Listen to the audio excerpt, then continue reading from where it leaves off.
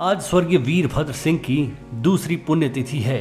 इस मौके पर हम पूर्व आईएएस अधिकारी और स्वर्गीय वीरभद्र सिंह की ही तरह हर दिल अजीज रहे तरुण श्रीधर द्वारा राजा साहब को 9 जुलाई 2021 को दी गई श्रद्धांजलि के कुछ अंश आपके साथ साझा कर रहे हैं।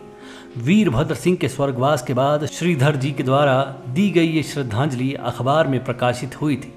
तरुण श्रीधर इतने प्रशासनिक और सामाजिक तरुणाई से भरे अफसर हैं कि रिटायरमेंट के बाद भी हिमाचल के कोने कोने में उनके दीवाने मौजूद हैं। चलिए उस श्रद्धांजलि की तरफ बढ़ते हैं जिसमें तरुण श्रीधर ने बिना किसी लाग लपेट के वीरभद्र सिंह को श्रद्धांजलि दी थी। उन्होंने श्रद्धांजलि का आगाज करते हुए लिखा था कि मानो वीरभद्र सिंह स्वर्गलोक से अपने लाखों चाहने वालों को ये संदेश दे रहे हों कि मेरी मृत्यु पर शौक की बजाय मेरे जीवन का जश्न मनाओ।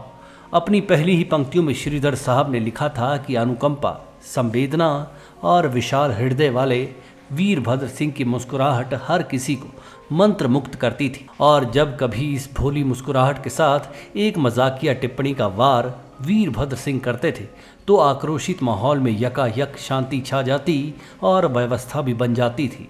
तब इस श्रद्धांजलि में श्रीधर जी ने यह भी लिखा था कि राजा साहब के निधन पर सबसे बड़ा अचंभा ये था कि उस वक्त हर आदमी ये दावा कर रहा था कि वे वीरभद्र सिंह के करीब रहा है। कमोवेश हर किसी के पास वीरभद्र सिंह के निधन पर उनके साथ सबूत के तौर पर खींची एक तस्वीर भी थी। इसी श्रद्धांजलि में श्रीधर ने यह सवाल भी उठाया था कि क्या दोबारा कोई वीरभद्र सिंह जैसा होगा या फिर उन जैसा होगा। खुद ही इस सवाल का जवाब देते हुए लिखा था कि सृष्टि ने ऐसे इंसान बनाना शायद बंद कर दिए हैं। उदाहरण के तौर पर श्रीधर ने यह भी लिखा था कि कोई व्यक्ति, खासकर गरीब या मजबूर, ये नहीं कह सकता कि उसने वीरभद्र सिंह के साथ मिलना चाहा और उसकी मुलाकात नहीं हुई। बतौर अफसर श्रीधर जी ने यह भी लिखा था कि वीरभद्र सिंह उन्हें अक्सर ये समझाते थे कि दूर से मिलने आया आदमी मजबूरी में आता है, शौकिया नहीं। वीरभद्र सिंह ये मानते थे कि उन्हें ऐसे अवसर और अधिकार ईश्वर ने दिए हैं कि वे इनका निर्वहन करते हुए लोगों की मदद करें। इससे बड़ा वीरभद्र सिंह से जुड़ा हुआ खुलासा इस श्रद्धांजलि में श्रीधर ने एक और किया। उन्होंने लिखा था कि वीरभद्र सिंह ये कहते थे कि अगर मुझसे भी कोई कोताही हो जाए तो मैं खुद को भी ना बर्दाश्त करूंगा और ना ही माफ़ करूंगा। श्रीधर ने एक किस्सा इस श्रद्धांजलि का हिस्सा बनाया था। घटना सन 1994 और 95 की बताते हुए लिखा था कि पालमपुर में गद्दी समुदाय का एक विशाल सम्मेलन था। वीरभद्र सिंह अपनी आदत के मुताबिक वक्त पर सभा स्थल पर पहुंच गए। गद्दी समुदाय के हजारों लोगों के आने की सूचना थी, लेकिन मौके पर सब गायब थे।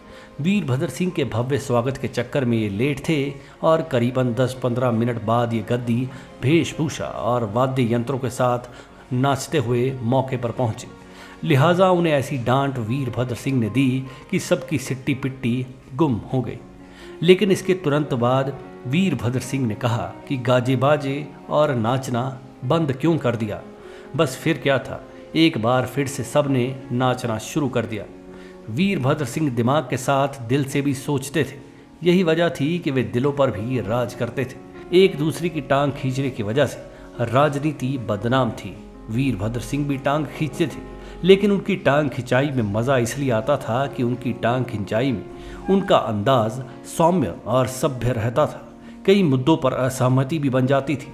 श्रीधर ने अपनी ही एक बैठक का जिक्र करते हुए ये कहा था कि एक बार चर्चा के बाद फैसला लेते वक्त वीरभद्र सिंह ने निष्पक्ष मगर शरारती आंखों से उनकी तरफ इशारा करते हुए कहा था कि बड़े साहब से पूछो, जैसा वे कहेंगे वैसा ही होगा।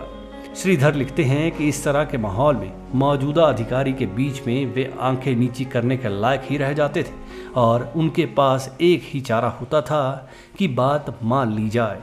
वीरभद्र सिंह के काम लेने की कला और भरोसा हासिल करने के गुण को बेजोड़ बताते हुए श्रीधर लिखते हैं कि वीरभद्र सिंह से बेहतर कोई नहीं जान सकता कि कठिन से कठिन हालात में भी सीएम ऑफिस को कैसे तनाव मुक्त माहौल में काम करना है। तरुण श्रीधर ने यह भी बताया कि अफसरों से वीरभद्र काम कैसे लेते थे, कैसे अफसरों पर मनोवैज्ञानिक दबाव बनाते हुए उन्हें सर्वश्रेष्ठ की संज्ञा भी देते थे और अफसरों से काम भी निकलवाते थे। इसमें तरुण श्रीधर ने लिखा था कि जब कोई अन्य मंत्री या अधिकारी मौजूद होता तो प्रशंसा करते और मेरे अहम पर मनोवैज्ञानिक वार करते। आपके अलावा कोई और इस समस्या का हल कर सकता है तो वो है टोडरमल। ऐसी उपमा सुनकर कौन अफसर समस्या का हल ना निकालता। जब वीरभद्र सिंह ने अफसरों से अकेले में बात करनी होती थी तो वो पहले ही एक व्यापक हलचल करते थे। स्टाफ को कड़ा आदेश देते थे कि लाल बत्ती जला दीजिए, कोई अंदर नहीं आएगा, चाहे वे मंत्री ही क्यों ना हो। कॉफ़ी ऑर्डर देते थे और अपनी कुर्सी से उठकर साइड के छोटे सोफे पर अफसर को साथ में बिठाकर पहले कंधे पर हाथ रखते थे और फिर सरकारी बात शुरू करते थे। जब व्यक्ति को इतना महत्व मिले तो वो क्या ना करे। श्रीधर ने श्रद्धांजलि में ये भी लिखा कि बेमिसाल योद्धा थे वीरभद्र सिंह, बहादुर भी और चतुर भी, कभी कमजोर पड़ते या पीछे हटते नहीं देखा। शत्रु के कड़े प्रहार पर भी रक्षात्मक होना गवारा नहीं था। उनका जवाबी प्रहार आक्रामक और घातक होता था। चतुरता थी तो दूसरी राजनीति भी अपना लेते थे। आंख में आंख डालकर हल्का सा मुस्कुराकर विरोधी को भ्रमित कर देते। ना चाहते हुए भी इनके राजनीतिक प्रतिद्वंदी इसे स्वीकारेंगे कि खेल में गोल हमेशा वीरभद्र सिंह ने किया, या फिर ऐसी चाल चली कि विरोधी ने अपने ही विरुद्ध गोल कर लिया। अधिकारी अक्सर इनके रौब और गुस्से, जो कई बार मात्र कूटनीति होता था, से डर जाते और अपना पक्ष रखने के बजाय हाँ में हाँ मिलाते रहते। अनेक राजनीतिक लोगों के साथ रहे मेरे प्रशासनिक अनुभव के आधार पर मैं दावे से कह सकता हूँ कि वीरभद्र में ना सुनने की जो क्षमता थी वो बेहद कम नेताओं में है। अब तो ये गुण गायब ही है। काश अधिकारियों में भी अभिव्यक्ति का साहस होता। हर फाइल को ध्यान से पढ़कर विवेकपूर्ण निर्णय लेना पहचान थी वीरभद्र सिंह की। प्रशासनिक अधिकारियों के स्थानांतरण के प्रस्ताव पर चर्चा होती तो हम उन प्रश्नों के लिए तैयार रहते थे जो वीरभद्र सिंह हमेशा पूछा करते थे। मसलन पत्नी पति नौकरी में हैं या कहाँ नियुक्त हैं, एक ही स्थान पर या पास नहीं रखा जा सकता, बच्चे किस कक्षा में पढ़ते हैं, उनकी शिक्षा तो बाधित नहीं होती होगी, कई में रोष भी पनपा होगा, लेकिन ये तय है कि एक मुख्यमंत्री था जो उनके परिवार तक की चिंता करता था। शिष्टता का अतुलनीय उदाहरण है वीरभद्र सिंह। बेटी के विवाह के दिन सीबीआई ने घर की तलाशी का अवसर चुना। बैठक और लॉन में अतिथि और अंदर सीबीआई। कन्या के पिता ने हर एक मेहमान का मुस्कुराकर स्वागत किया और किसी को यह आभास नहीं होने दिया कि कहीं कुछ गड़बड़ी है। मेरी पत्नी जो सुयोग से उस दिन शिमला आई थी, उन्हें विशेष रूप से आमंत्रित किया और चूंकि देर बाद मिल रहे थे तो अतिरिक्त समय दिया।